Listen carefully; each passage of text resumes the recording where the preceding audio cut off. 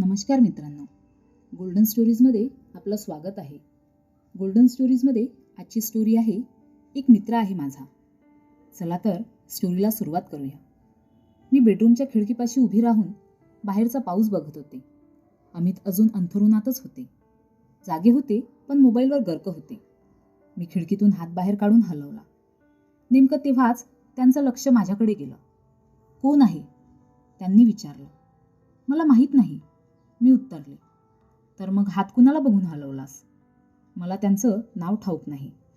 रिया, काय बोलतेस? हे कळतंय का तुला? ज्याचं नाव माहीत नाही त्याला बघून हात हलवतेस. मी गप्प बसले.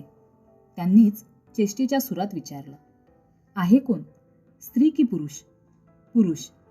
अरेच्छा, कमालच आहे. अगं सांग तरी कोण आहे? मित्र आहे माझा. ताडकन अमित उठले. रविवारी सकाळी इतकी स्फूर्ती. मला कौतुकच वाटलं. मी बोलूनही दाखवलं. अरे वा, इतक्या चपळाईनं उठलात? काय झालं? काही नाही. बघायचं होतं कुणाला बघून तू हात हलवत होतीस ते. सांगत का नाहीस कोण आहे तो?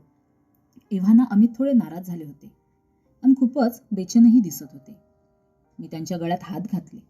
अगदी प्रामाणिकपणे म्हणाले, खरंच सांगते, मला त्यांचं नाव ठाऊक नाही. तो काय करतो, कुठला आहे, मला काही ठाऊक नाही. मग त्याला हात का केलास? तेवढीच ओळख आहे. अमितला काही समजलं नाही. माझे हात गळ्यातून काढत म्हणाले, काय बोलतेस काही कळत नाहीये. ओळख ना पारख. अन हात हलवला. अहो, त्यांचं नाव नाही ठाऊक पण ओळख आहे ना. म्हणजे काय? असाच जाता येता दिसतो कधी मधी. एकाच सोसायटीत राहतो. कितीतरी लोकांशी हाय हलो होतच ना. त्या सर्वांची नावं गावं ठाऊक असायला हवीत असं कुठं लिहिलंय? ठीक आहे, मी वॉशरूममधून येतो. तोवर चहा नाश्ता काय करतेस ते बघ. अमितनं विषय तिथंच संपवला. रविवार असल्यानं मुलंही उशिरा उठणार होती. मी सर्वांच्या आवडीचा ब्रेकफास्ट करायला घेतला. कांदा चिरताना सहज माझी नजर खिडकीबाहेर गेली.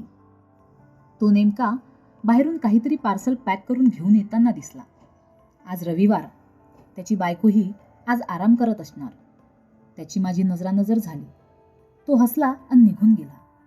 10 वर्षापूर्वी आम्ही अंधेरीतल्या या सोसायटीत फ्लॅट घेतला. सुंदर आणि मोठी सोसायटी आहे. बऱ्याच बिल्डिंगा आहेत.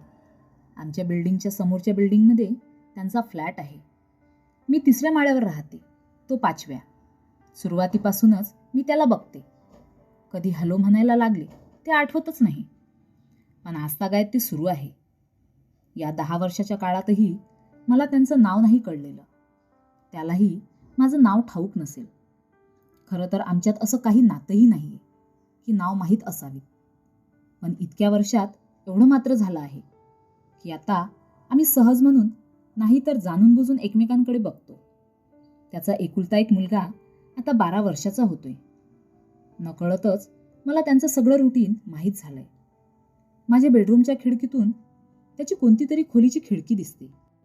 साधारण वर्षभरापूर्वीच तो त्या खिडकीपाशी उभा असलेला अवचित दिसला. तेव्हा मला कळलं की तो तिथं राहतो. मात्र तो खिडकीपाशी उभा आहे हे जाणवलं की मी तिकडं बघतही नाही. आपण त्याच्या खिडकीकडे बघावं हे मला पटलंही नाही. हो, पण एक खरं, तो रस्त्यावरून जाताना आवर्जून माझ्या खिडकीकडे बघत जातो. जर मी तिथं असले तर आम्ही एकमेकांना हात हलवून अभिवादन करतो. कधीमधी मी सोसायटीच्या बागेत वॉक करायला जाते तेव्हा तो त्याच्या बायको मुलासोबत बागेत आला तर बायकोच्या लक्षात येणार नाही अशा बेतानं हसून हॅलो म्हणतो. मला गंमत वाटते आणि हसायला येतं. मला त्याचं सगळं रुटीन लक्षात आलंय. सकाळी 7 वाजता तो मुलाला शाळेच्या बसवर सोडायला येतो. मग त्याची नजर माझ्या किचनच्या खिडकीवर रेंगाळते. नजरानजर झाली की तो गोड हसतो. 9:30ला त्याची सुंदर बायको ऑफिसला जाते. 10च्या सुमाराला तो निघतो. 4पर्यंत परत येतो आणि सोसायटीच्या डे केअर सेंटरमधून मुलाला घेतो. 7पर्यंत त्याची बायको परत येते. माझ्या बेडरूम आणि किचनच्या खिडकीतून आमच्या सोसायटीचा मेन रोड दिसतो. घरातले सगळे माझी चेष्टा करतात. अमित आणि मुलं म्हणतात, सगळ्यांची बित्त बातमी असते हिला. मम्मा, किती मस्त टाइमपास असतो तुझा. तुला घराबाहेर पडावंही लागत नाही. मनोरंजन आणि बातम्या तर तुला घरबसल्या मिळतात. मुलांची कमेंट असते, रिया माझा आटोपला आहे. अमितनं हाक दिली. हो आलेच. आम्ही दोघं डायनिंग टेबलवर येतोय तोवर मुलंही आलीच. मोठी तनुश्री 20 वर्षाची, धाकटा राहुल 17 वर्षाचा. रविवारची निवांत सकाळ, मनाजोगता नाश्ता, सगळेच प्रसन्न मूडमध्ये होते. तनूनं म्हटलं, आज आम्ही सगळे उमाच्या घरी पिक्चर बघणार आहोत. तिची आई आम्हाला लंच देते आहे. कोण कोण आहेत मी विचारलं. आमचा संपूर्ण ग्रुप आहे. मी, पल्लवी, निशा, टीना, रिद्धी, नीरज, विनय आणि संजय. अमित म्हणाले. नीरज, विनयला तर मी ओळखतो, पण संजय कोण आहे? आमचा नवा मित्र. मला चिडवण्यासाठी अमितनं म्हटलं. ठीक आहे, पण मुलांनो, तुम्हाला मम्मीचा मित्र ठाऊक आहे का? राहुलनं दचकून विचारलं. काय? हो ना, तुझ्या मम्मीचाही एक मित्र आहे. पप्पा, उगीच का चिडवताय मम्मीला? तनू गुरगुरली. आईचा कसा मित्र असेल? राहुलनं म्हटलं. अत्यंत भाबडा चेहरा करून अमितनं म्हटलं. विचारा तिलाच. मी खोटं कशाला बोलू? आमच्या घरातलं वातावरण मोकळं आहे. मुलांशीही आम्ही मित्रत्वानं वागतो. एकमेकांची चेष्टा मस्करी, एकमेकांची खेचणं असं सतत चालतं. त्यामुळे घरात हास्यांची करंजी सतत उसळत असतात आणि वातावरणात प्रसन्न राहतं. तनूनं जरा गंभीरपणे विचारलं. मम्मा, बाबा खोटं बोलतायत ना? का कुणास ठाऊक, पण मी जरा बेचैन झाले. नाही, खोटं तर नाही आहे. मॉम, काय चेष्टा करतेस? कोण आहे? काय नाव आहे? मी हळूच म्हणाले. नाव मला माहीत नाही. त्यावर तिघंही मोठ्यांदा हसले. राहुलनं विचारलं. मम्मा, तुझा मित्र राहतो कुठं? नाही माहीत. नकळत मी खोटं बोलले. यावर तिघंही इतके हसले की सांगता सोय नाही. तो समोरच्या फ्लॅटमध्ये राहतो हे मी मुद्दामच नाही सांगितलं. अमितचं सगळं लक्ष मग कायम त्या बिल्डिंगकडे असेल. उगाचच स्वतःच्या जीवाला घोर लावून घेतील. तनू म्हणाली. बाबा, तुम्ही उगाचच मस्करी करताय हा?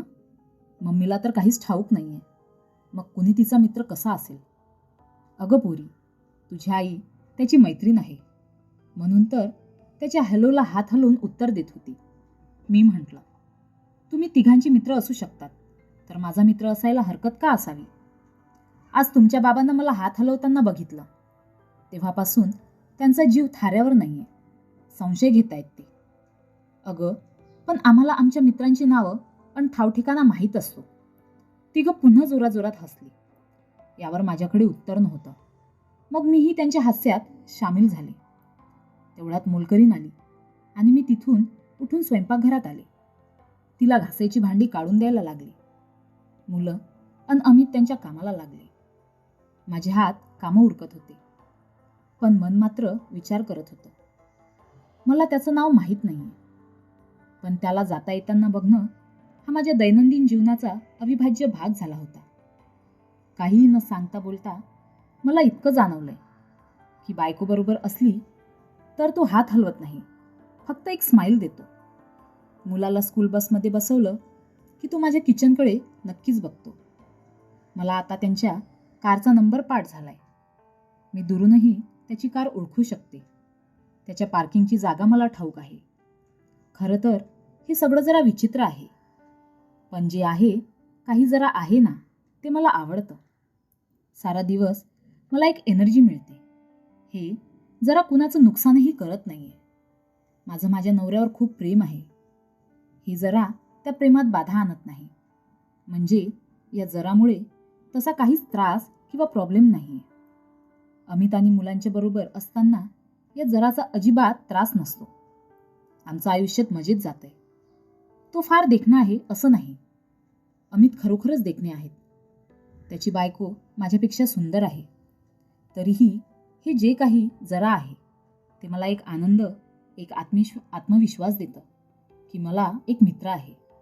भलेही मला त्याचं नाव किंवा मला त्याचं नाव माहीत नाही, पण म्हणून काय झालं, जे आहे ते खूप छान आहे, छानच आहे. तर मित्रांनो, तुम्हाला ही स्टोरी कशी वाटली कमेंट करून सांगा. अशाच नवनवीन स्टोरीसाठी व्हिडिओला लाईक करा, शेअर करा आणि चॅनलला नक्की सबस्क्राईब करा. धन्यवाद.